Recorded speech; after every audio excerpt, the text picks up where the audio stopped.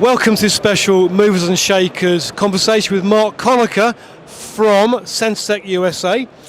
Mark, I've been really impressed with your activity the last few days here, and you seem to be everywhere, and that's a good thing because of course you've got a great message.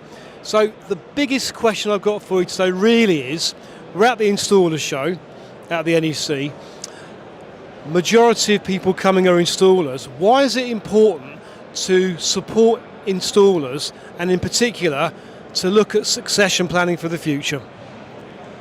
You know what, obviously having been in construction all my life and physically installing kitchens and bathrooms, having my own business for 30 years, installation is just huge. It's, I always view it as the forgotten part of the industry. We have all the manufacturers and the retailers, but the installers are hugally important, and this place, I was delighted when I saw that kitchens and bathrooms were entering into the InstallerSHOW. I felt it was just amazing, and I was excited, and there was no way I was missing this. We have, it's not that installation or installers are more important than manufacturers or retailers, but they are just as important.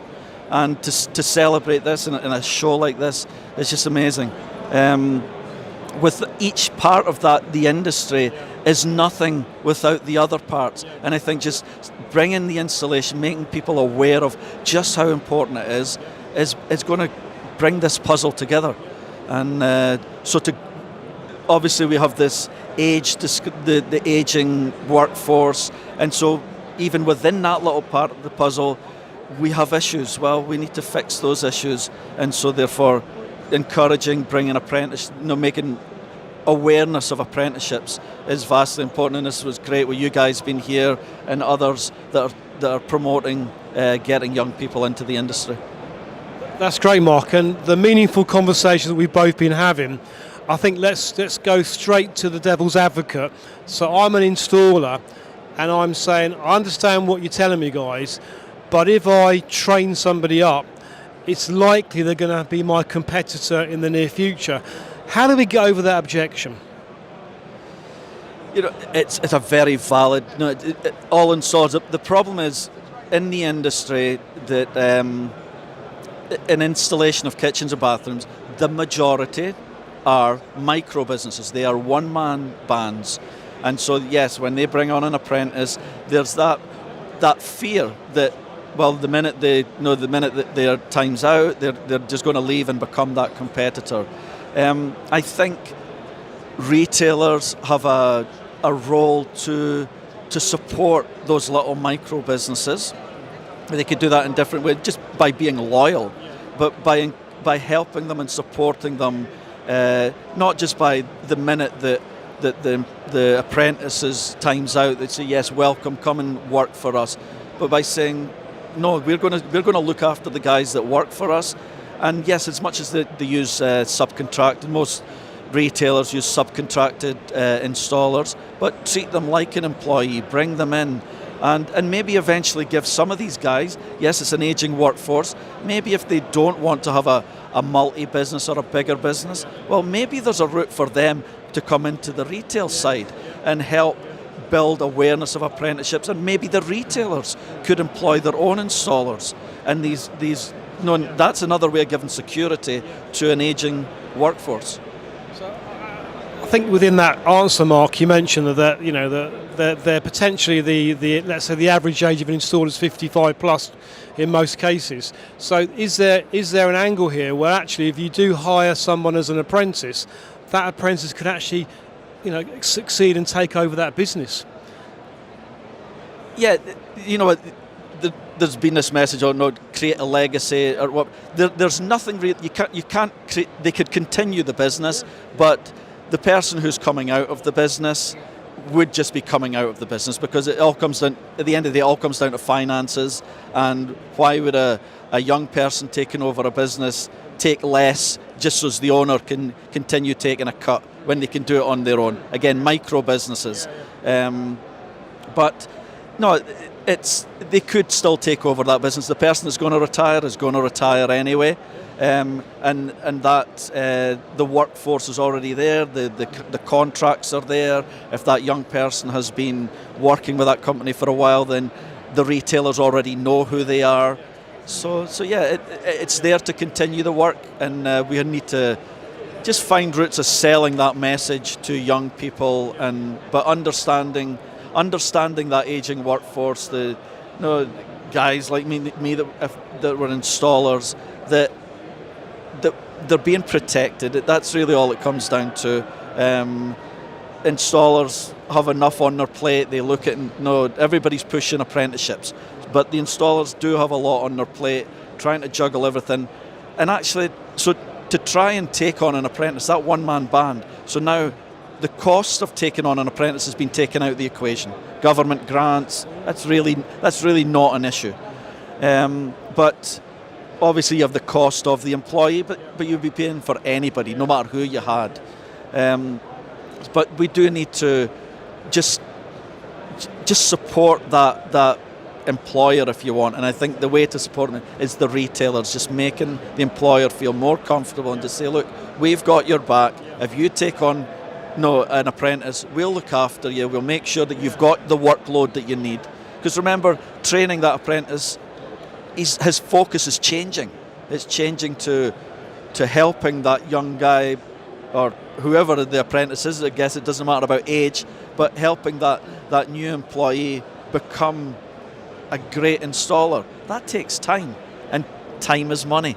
And so that's what the guy that's the installer, that micro business, they've only got X amount of work ahead of them, and they've got mortgage payments attached to that, just like everybody else.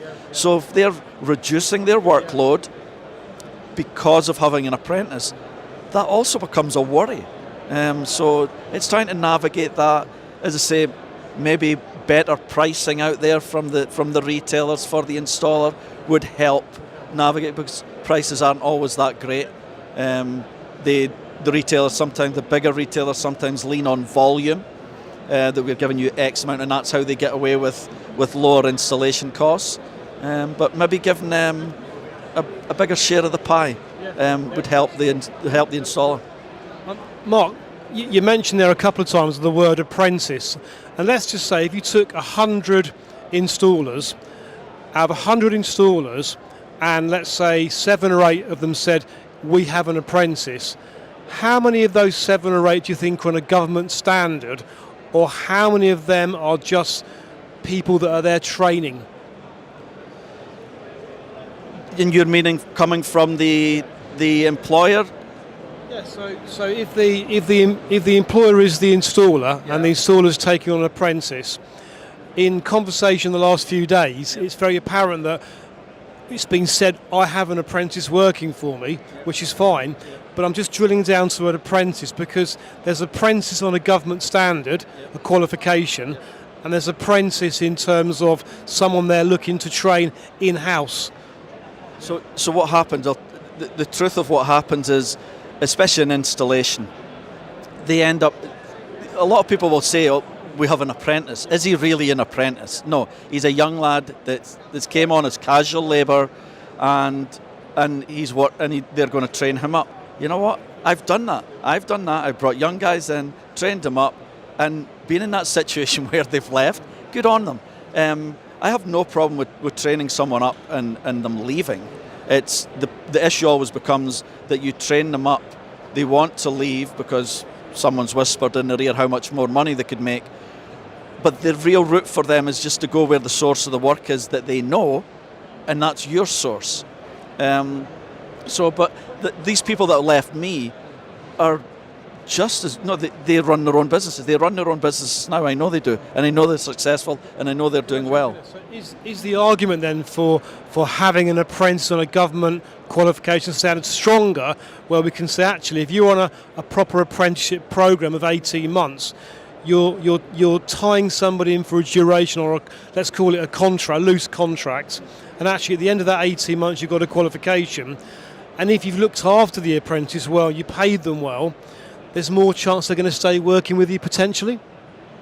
one of the problems I'll tell you from an apprentice point of view, I would say it from my point of view, the first time I heard about this, the apprenticeship, if you want, is that the installers that are out there now, or most of them, are trained in joinery. If you want, they're joiners. Most of the joiners end up kitchen fitters.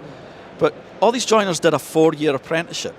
So when you suddenly start throwing in, we're going to give someone an apprenticeship for 18 months or 2 years, I'm interested to know what that person, once they've done that 18 months, what they class themselves as. Because the fitter is slightly insulted that, so our 4 years wasn't good. We could now do what we learned in 4 years, you could now do in 18 months.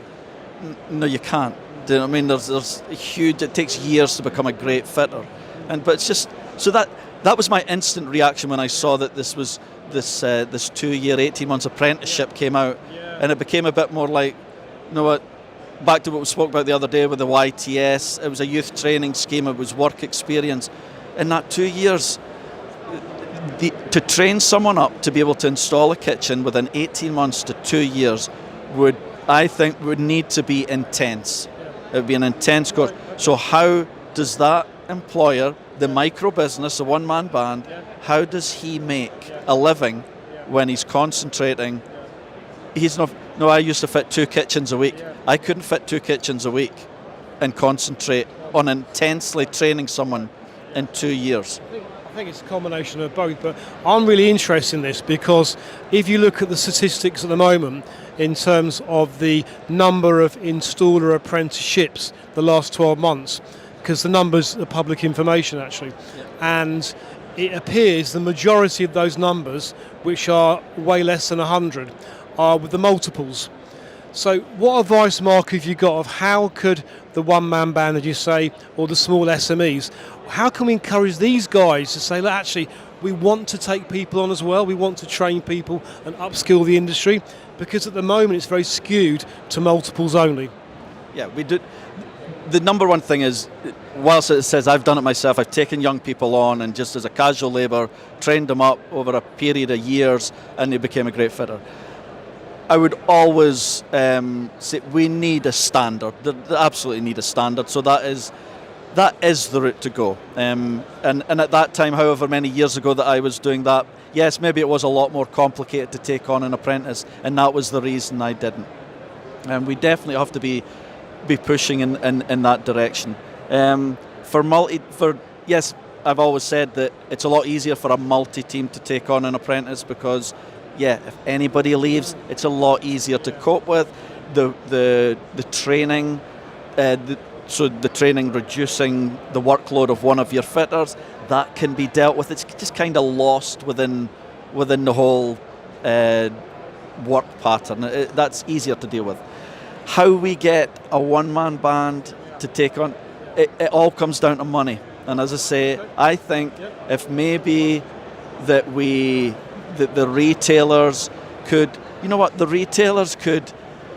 because remember, the retailers are charging the customers. Do you know what I mean? So they're charging an installation cost and then subcontracting in the fitter. But maybe if there was an added portion of that, if you've got an apprentice going through the standard, that this is the bonus you're going to get with your installation cost. So be it £100, an extra £100. If you've got an apprentice, we'll give you an extra £100 for every installation, plucking figures.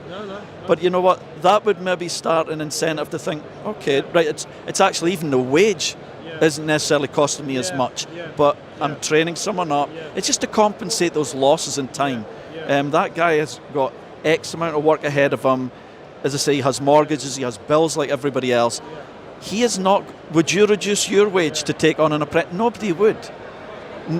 It shouldn't come out of your pocket. It has to be absorbed. So I guess that's a really good answer. So I guess the message for government could be, if we know we've got a skills gap issue, which is getting worse and worse, and let's say, take your very good point, it is about money and who's going to pay for the training, the direct training. If there was some kind of added incentive in terms of a end of apprenticeship bonus or an extra payment per job completed, that's got to be a game changer. But remember, that's going back to the government and everything, but it's never always the government's fault. Do you know what I mean? As I say, I go back to the retailer, and retailers won't like this message, but the retailers are charging customers X amount for that installation. Pluck figures out the air. They're charging £5,000 for that installation, and they're paying that installer £2,000 for installation. Now, they're quite entitled to earn that profit, but maybe we need to get a little bit of that profit, and they can plough that, and they can help the industry, and they could help apprenticeships by supporting the installers who work for them every day. Do you know what I mean? Maybe, I think what you're saying there, Mark, in a better marketplace, that potentially you could add like plus 10% on the cost of installation and leave that as a pot for a potential encouragement for training. For training, absolutely. But we have to get rid of the losses for the installer. This can't be heaped onto the installer that all these one-man bands, it's your problem and you need to fix this industry because you've been in this industry all your life and you're just going to walk away. That's not his problem at all. It's collectively. So it's the manufacturers, it's the retailers, and yes, because at the end of the day it's the installer that has to do the training. Absolutely, it's all about training, because if you invest in your people, you're going to get better results, you're going to professionalise the industry. Mark, I'd love to ask you this question. This is my last question really before we finish our chat. 30 years ago, in most cases, if you're an independent retailer, you had the installer on the books. 30 years later, it seems to be the opposite, where they're more subcontract. So there's less control on asking the installer to perhaps conduct the training. So why do you think 30 years later, most installers are invoicing for their time rather than being on the books? You know what? The thing in my experience 30 years ago, I've always been self-employed, so that's been my angle coming into the industry. I think there's this thing about installers. Again, one-man bands, they're running their own business. That's what everybody wants, to run their own business. And to be honest, a one-man band isn't really running his own business. He's bought himself a job and he's paying his tax himself. That's really back to the old 714 tax bracket. That's kind of what they're doing. I think it's just. I think maybe to solve the problem, we do need to encourage people back into the. Bigger retailers are employing fitters. It's security. Do you know what I mean? And your average installer, nobody's making huge amounts of money. They don't have there's not a big pension pot there for them. Most of them aren't. Do you know what I mean? They're weekend millionaires, and there's not a lot of planning for the future because there's not huge amounts of money for install. There seems to be this perception that there is, but for a one-man band, yeah, he's making a decent wage, but it's nothing to write home about. And so maybe for all those kind of micro businesses, we could take that pressure off. The retailers can maybe look to, well, maybe we could employ you, and then we can use your skills to help train the workforce of the future, and they can take, because retailers have broader shoulders, to absorb costs and pressure and all these kinds of things than this one little micro business. As I say, the bigger the business gets, the easier it becomes to take on and train staff. But I don't have the actual statistics, I'm sure somebody out there will, but what the statistics are, most of them are micro businesses. How can we expect a micro business across the UK to save the installation industry? That isn't going to happen. So, last question, Mark. Insulation can be aggro. So which is easier, fit in a kitchen or fit in a bathroom? Oh, well, from a joiner, it's fit in a kitchen. But actually being a joiner, fitting kitchens was great. But then fit in a bathroom, installing bathrooms is the start, for a joiner, is the start of learning how to run your own business for me. Because what you're doing is you're now using all these subcontractors. You're using a tiler, you're using a plumber, you're using an electric. There's all these trades, and you're doing less of the work. Yes, there's a little bit of work in there for you, but not very much. But now you're project managing all these different trades. And the better you get at that, the more chance that you can take on different projects and have multiple projects going, and slowly you're able to step away. A lot of joiners, I was speaking to an installer just here yesterday, and we spoke about kind of like this subject, and he said bathrooms. Oh no, I don't want anything about bathrooms, but it's like, why not? Why not? Because suddenly you can use your time differently, and now your business can grow because you have a project on the go that you're not involved in. You've project managed it, but once it's going, it's going. Now you could do something else. So, in a growing sense, bathrooms are better. From a joinery, for what your love of what you do, I loved being an installer. I loved being on the tools, that kind of stuff. Yeah. The sexy stuff. It was a kitchen. You're the main guy on a kitchen. So it very much depends on the individual. Mark Conacher, thank you very much indeed. Thank you. Having me. Thank you.